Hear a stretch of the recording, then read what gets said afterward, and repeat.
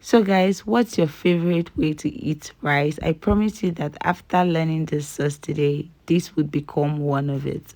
So first thing I'm going to do is season my chicken, and you can just use any of your favorite spices, but do not skip out on curry, guys. That is the secret ingredient. Anyways, I'm going ahead to char this chicken on all sides. And when you're doing this, you want to be sure to get these scotch marks that you're seeing. Okay, this helps you trap so much flavor in your chicken. And after this, I'm going to start in the same pot by sauteing some onion. To that, I would also be adding some tin tomato paste and bell peppers and some green peas. I would saute this and add in a bunch of seasoning. You can use any seasoning of choice, but I would also be showing you mine. I would leave it in the description box.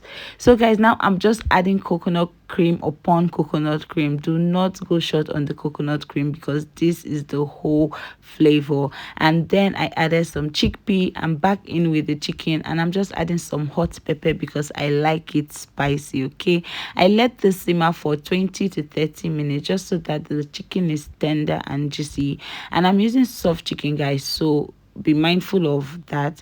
I added some sweet corn and some corn slur, and that is it. This sauce is so easy and so quick.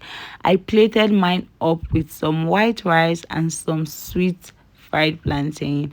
And guys, you need to in fact, the taste is unbelievable. Just remember, do not cut on the coconut cream.